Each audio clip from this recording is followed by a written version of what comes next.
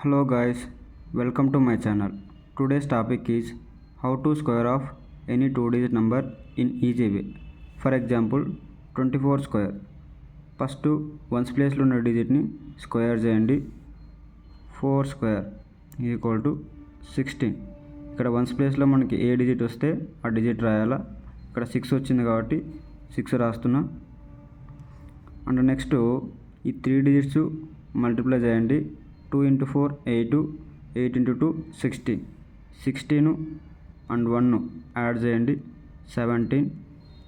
ఇక్కడ వన్స్ ప్లేస్లో 7 వచ్చింది కాబట్టి 7 రాయండి. నెక్స్ట్ 2కి స్క్వేర్ చేయండి. 2కి స్క్వేర్ చేస్తే 4, 4 + 1 5.